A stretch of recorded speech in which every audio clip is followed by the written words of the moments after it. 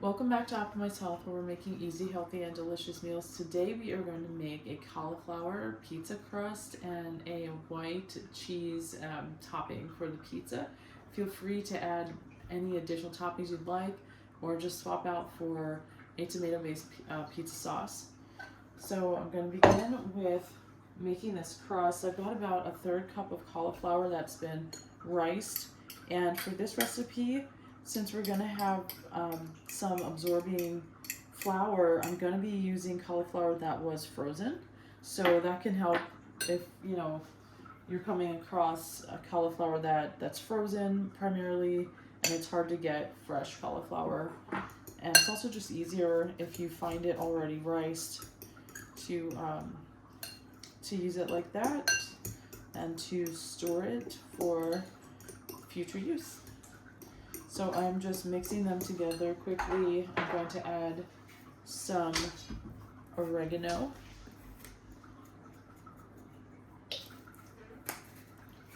a little black pepper,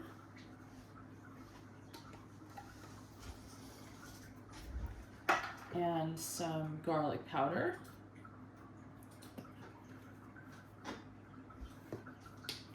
along with salts.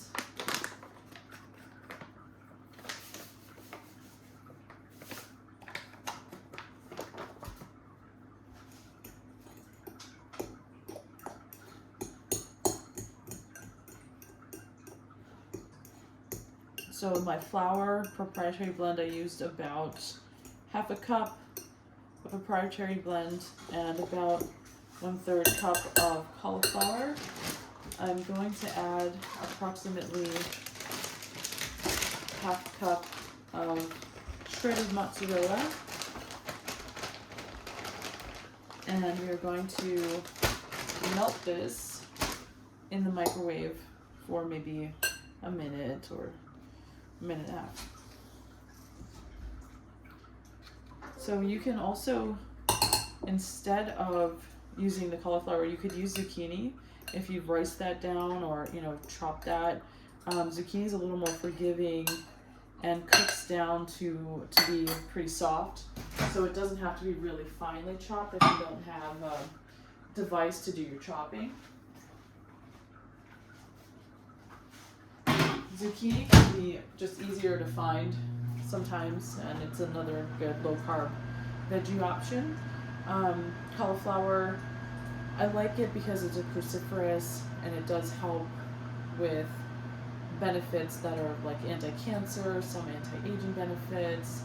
Also for female hormonal health, it helps us to get rid of excess unnecessary estrogen.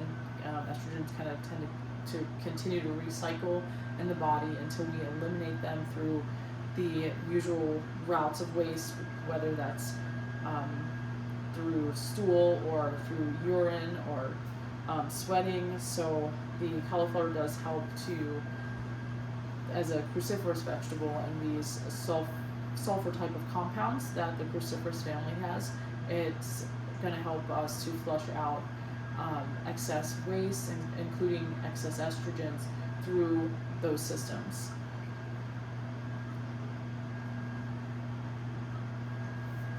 I've preheated this pan with a little bit of coconut oil to cook in, and this meal is going to be pretty quick. We're trying to do meals that are about 5 minutes prep and under $5 per serving. This one is definitely under $5 per serving. It may take a little extra time. You can make this dough ahead of time for future use. You can freeze it, just keep it in the fridge for a few days, and that's helpful if you are wanting to make something kind of more fresh, but not wanting to do the prep when you're trying to make the final product.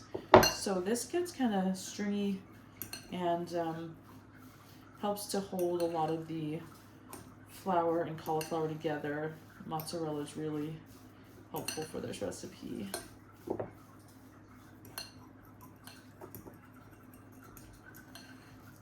And you can always season this a little bit differently. It's a pretty flexible or kind of multi-purpose recipe for things like flatbreads or other sort of savory bread dishes, like if you made stromboli, if you wanted to do some sort of like just a bread that could be baked this way as well. So this is really coming together nicely as it's cooling. It's really holding its shape as a dough. You could go ahead and just split it in 2 or 3 or whatever size pizzas you want. With this one, the more cheese you use, it can be a little easier to hold their shape, but I tend to try to make it a little more like a personal size pizza, unless you're cooking in the oven. In the oven, it's, you know, you can make whatever size you want. On the pan, stovetop, the flipping and like actually cooking it in one piece can be a little bit challenging because the cheese kind of, it remelts, and so the dough doesn't want to hold together, and you have to try to flip it with a spatula.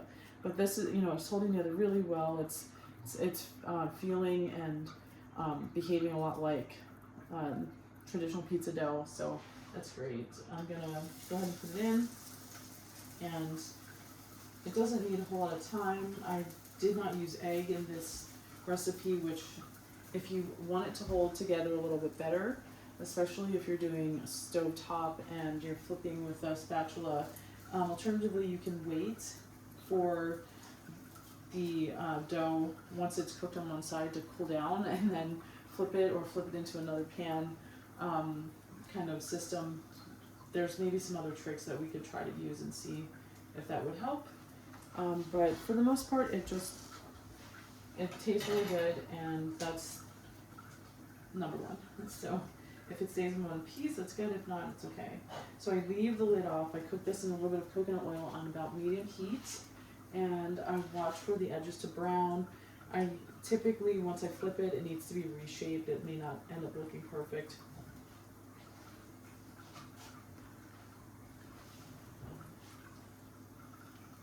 So that's where we are. And it's cooking up kind of quick. In the meantime, what I'm going to do over here is, I'll put that in a safe place for a second, and I'm going to start making this topping. So to keep this kind of a higher protein dish, we are going to do cottage cheese, and we're going to put a few spices in this.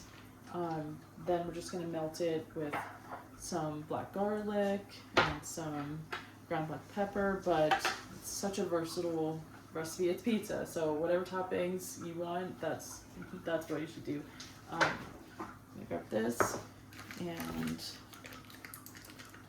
we're gonna let this kind of just melt on top after we flip it, but I'll get it ready with some spices and seasoning.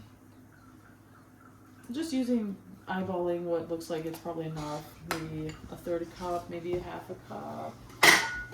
Kind of want a thicker topping. I'm going to add some garlic powder. Cottage cheese tends to be kind of salty, so it's going to already have some nice salt. Adding a little black pepper.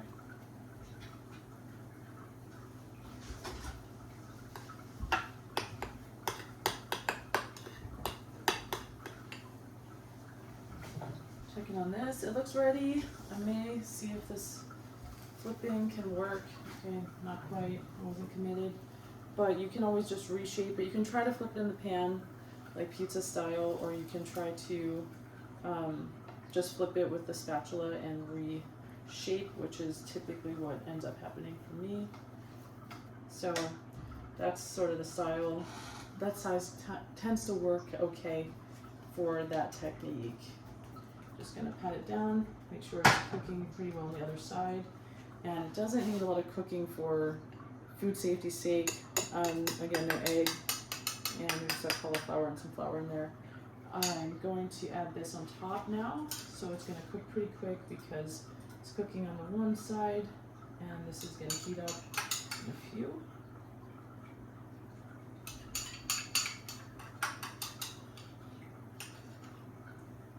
It might be nice to get some fresh basil leaves.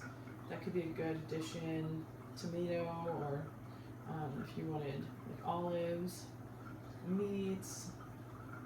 But I'm keeping it pretty basic and just kind of showing an easy white pizza that's, you know, higher protein and it's going to be lower carb. Can make this one, or I can put it in the fridge or freezer, and I can do a different topping potentially with that one. And before we pull this out, I'm gonna sprinkle a little bit of this black garlic on. Gonna let that come out. Adding the lid would speed it up a little bit. I like to make this sometimes with a tomato sauce, and I like to do sometimes like just olive oil and then putting some spices on top of that. So there's like Middle Eastern spice za'atar, and it's sort of like a flatbread, and that can be really good. It's another quick and simple one. We have a visitor. Hi. My chef, co-chef over here. Thank you.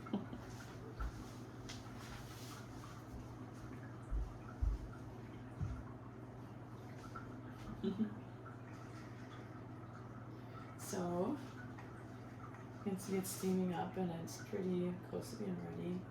I'm gonna take the heat down, and it's gonna continue cooking a second. I'm gonna transfer it over to this plate by sliding it out, and we will be ready.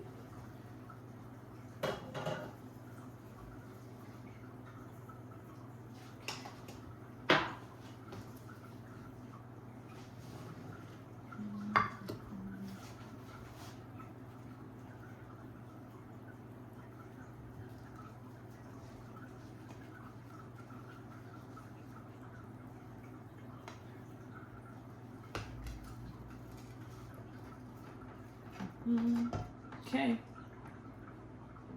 And as it cools, it's gonna kind of, the crust will firm up a little bit more, but as you can see, the edges are nicely lightly browned on both sides, and our topping is melted in. Really simple, really low carb, and super yummy. So I hope you try it out. Let me know what you think. And any comments or suggestions for other dishes, we would love to hear, and give it a try. Thank you.